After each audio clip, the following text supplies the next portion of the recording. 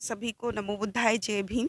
और आज का जो विषय है, आज का जो हमारी जो सभा आयोजित की गई है, वो बाबा साहेब को श्रद्धांजलि देने के लिए यहाँ पर सभी लोग उपस्थित हुए हैं। और सुबह से ही यहाँ पर तांता लगा हुआ है, सुबह से ही लोग यहाँ पर माला अर्पण कर रहे हैं, श्रद्धांजलि दे रहे हैं और जा रहे हैं।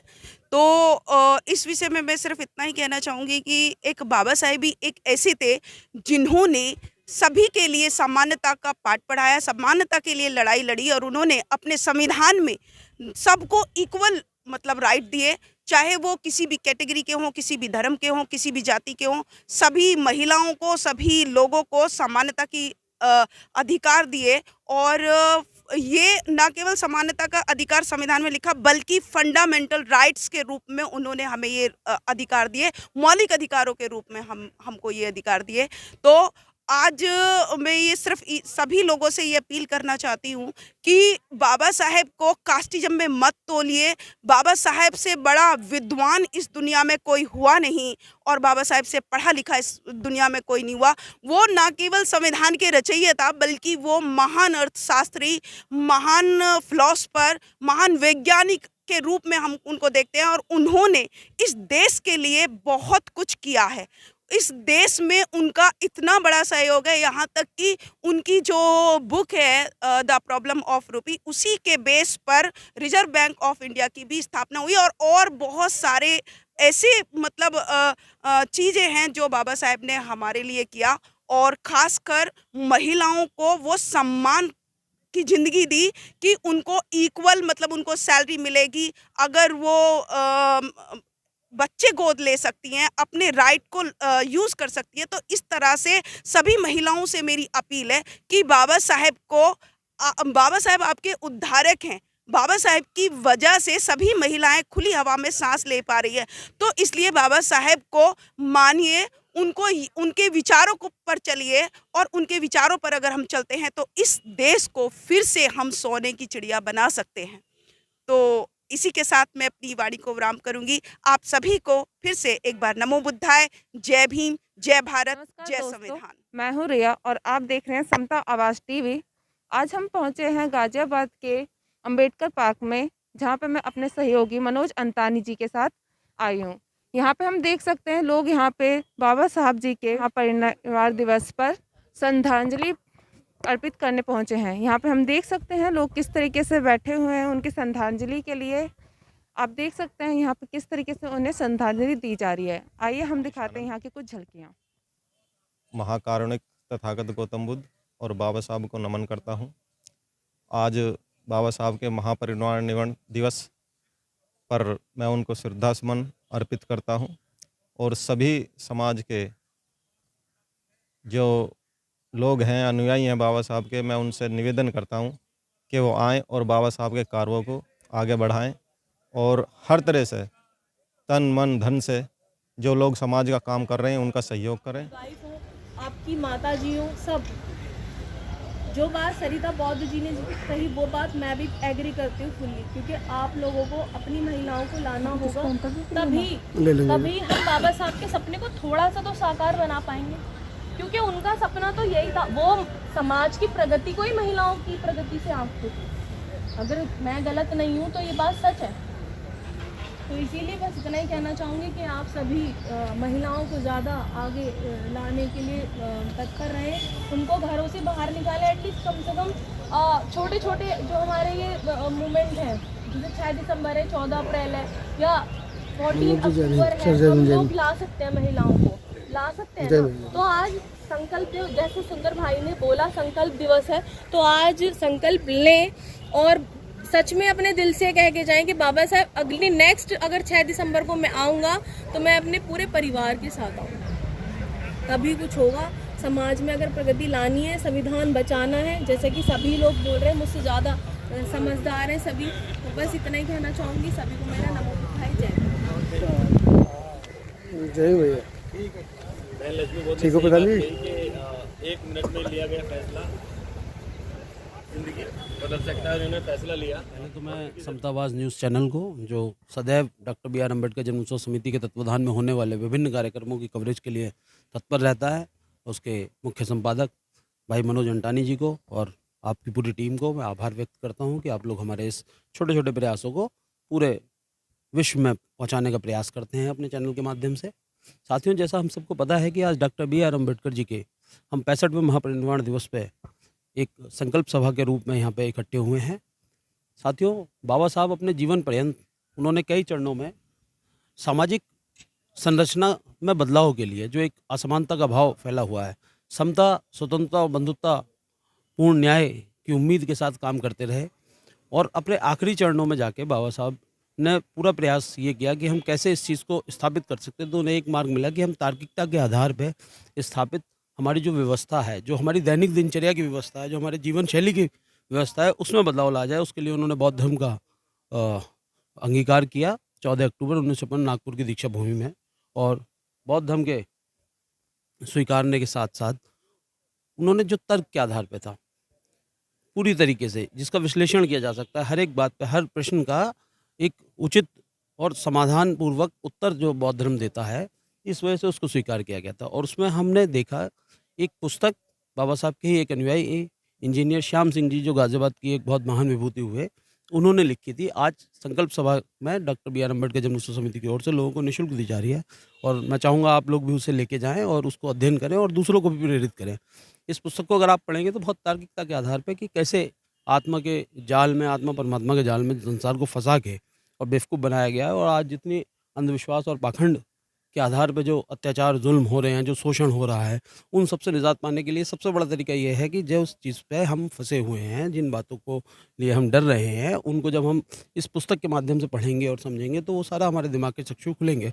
और बाबा साहब को एक सही श्रद्धांजलि यही होगी कि हम अपने बुद्धि का विकास तार्किकता के आधार पर करें। क्योंकि बाबा साहब एक बात कहते थे, मनुष्य के जीवन का अंतिम लक्ष्य अपनी बुद्धि का विकास होना चाहिए और उस बुद्धि के विकास की ओर ही हमें अग्रसर होना चाहिए। यही पहुँचाती हैं और लोगों को जागरूक करते हैं और सभी से कहती हैं कि 1 मिनट में लिया गया फैसला आपकी ज़िंदगी बदल सकता है। और सबको, काफ़ी लोगों को उन्होंने प्रेरित भी किया, काफ़ी लोगों ने ये संकल्प लिया भी है।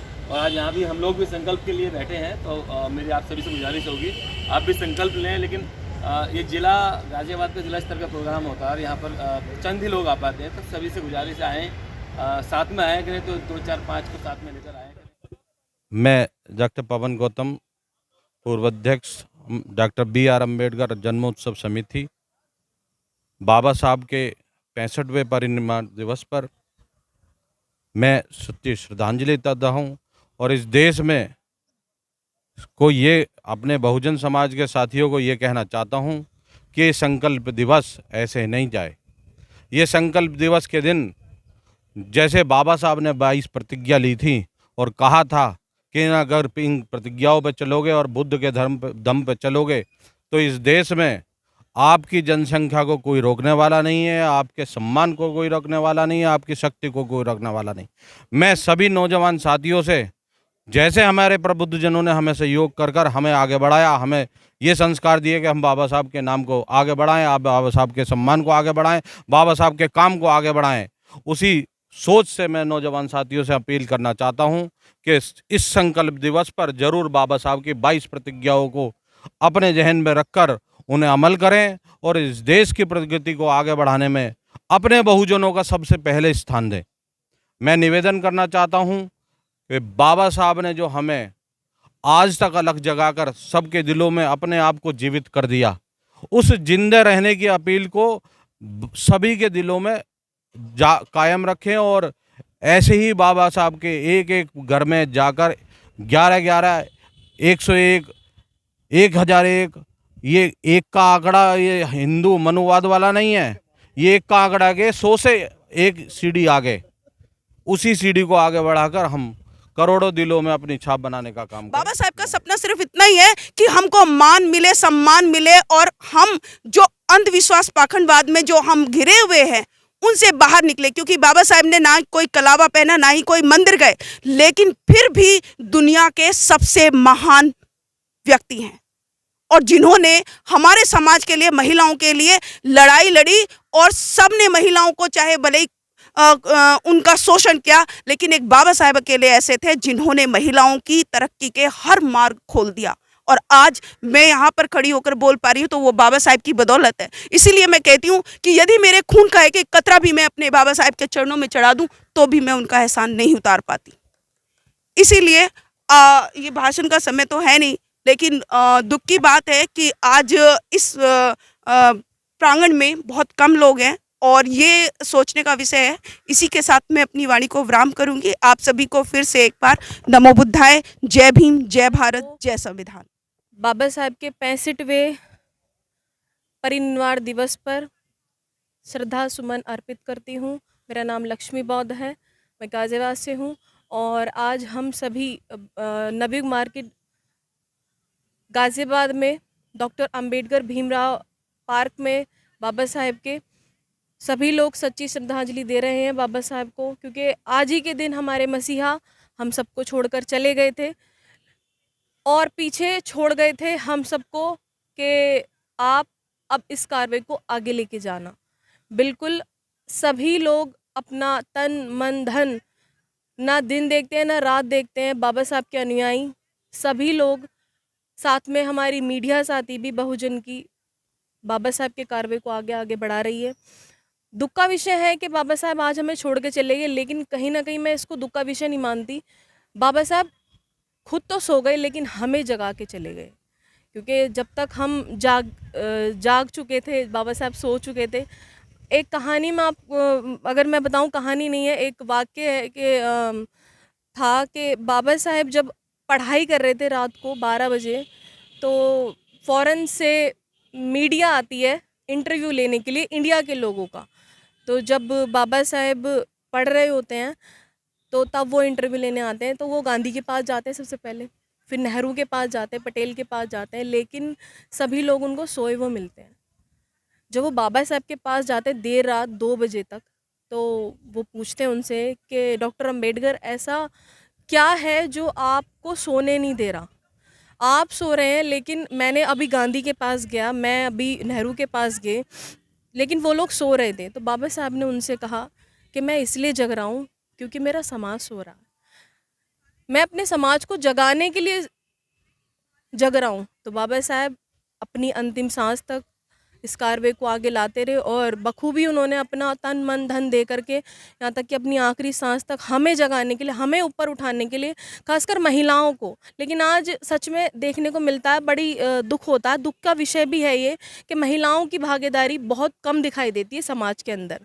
महिलाएं जब तक नहीं आएंगी, महिलाएं जब तक अपनी जिम्मेदारी को नहीं निभाएंगी या समाज में बढ़ चढ़ के हिस्सा नहीं लेंगी, तब तक बाबा साहब के कार्रवाई को वो सांस वो राह नहीं मिल पाएगी। लेकिन बाबा साहब का ये परिनिर्वाण दिवस जो हम मना रहे हैं, इसमें मनाने के लिए देश के करोड़ों लोग जो बाबा साहब के अनुयायी हैं, बाबा साहब को श्रद्धांजलि दे रहे हैं। और आज तो विश्व के बहुत सारे देश भी बाबा साहब को श्रद्धांजलि दे रहे हैं। साथ ही साथ देश के करोड़ों नवयुवक जिन्होंने बाबा साहब को पढ़ा है, आज वो किसी भी धर्म जाति के हों, बाबा साहब में आस्था रखते हैं और बाबा साहब को अपना अनुयायी अपना आदर्श मानकर उनको श्रद्धांजलि दे रहे हैं। आज बाबा साहब का परिनिर्वाण दिवस है 6 दिसंबर, तो हमें बहुत ही शांत भाव से बाबा साहब के इस परिनिर्वाण दिवस को श्रद्धा के रूप में, श्रद्धांजलि के रूप में मनाना चाहिए। मैं कमल सिंह जाटव हूँ, समाज सेवक हूँ, बाबा साहब का अनुयायी हूँ।